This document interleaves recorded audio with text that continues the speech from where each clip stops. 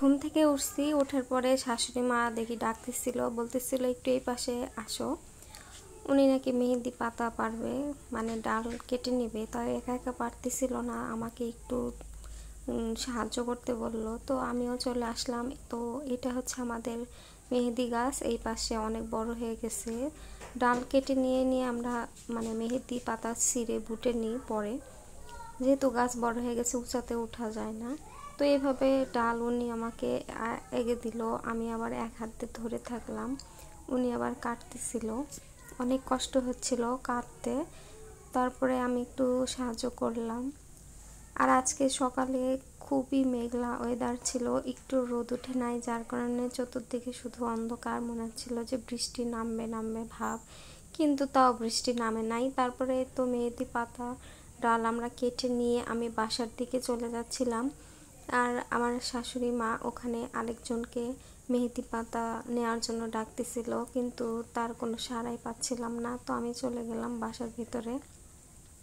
বাসার ভিতরে এসে আমি সকালে ভাত রান্না করলাম, কিছু পটল ভাজি গরম গরম গরম ভাত দিয়ে খাচ্ছিলাম। আমার কাছে এরকম করে খেতে ভীষণ মজা লাগে। এরপর দুপুরে রান্নার জন্য কিছু প্রিপারেশন নিয়ে নিলাম। শিং মাছ রান্না করব এখানে।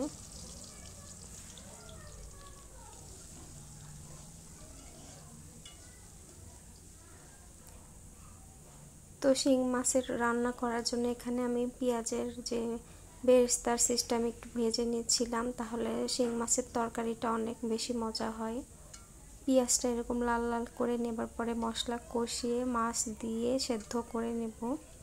আর আমার হাতের শিং মাছের তরকারি অনেক মজা হয়েছিল।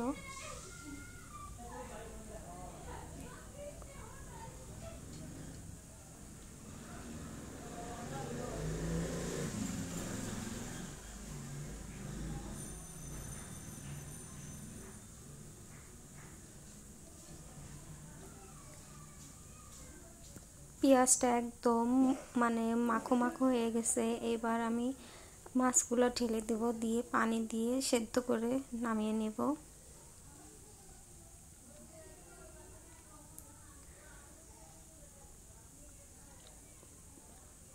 আর আজকে আমি এটা রান্না করলাম, সাথে কিছু মাছের ভর্তা বানাইছিলাম। আর আজকে বাসায় একজন মেহমান আসছিল, উনি এগুলা খাবার রেখে উনি শুধু আমার ওই মাছের যে শুটকি ভর্তা করছিলাম সেই ভর্তা দিয়েই খেয়ে চলে গেছে। আর নাকি ওনার কাছে অনেক ভালো লাগছে। এইরকম মেহমান পাওয়া কিন্তু অনেক দুষ্করের ব্যাপার। তারপরে আমি আরও আলু কদর দিয়ে আর আটে যে থাকে, কলার গাছের যে আটে থাকে, সেই আটে দিয়ে আমি একটা তরকারি রান্না করছিলাম। সেটাও উনি খাননি, বরঞ্চ আমার হাতের যে এই যে ভর্তা যে বানাইছি শুটকি, এটাই উনি বেশি খাইছে।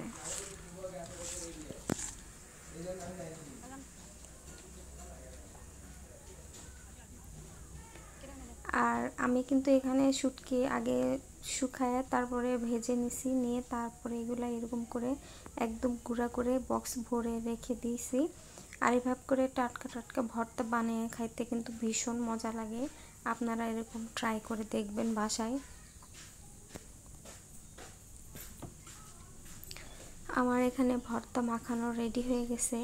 আর আজকের ভর্তাটা দেখেই কিন্তু অনেক লোভনীয় লাগতেছিল।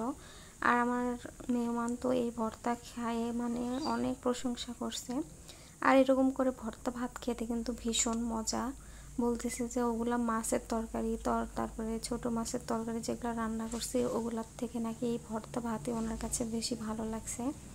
যাই হোক, মেহমান এসে যদি খাবারের প্রশংসা করে খেয়ে দিয়ে চলে যায় তাহলে তো সবারই ভালো লাগে।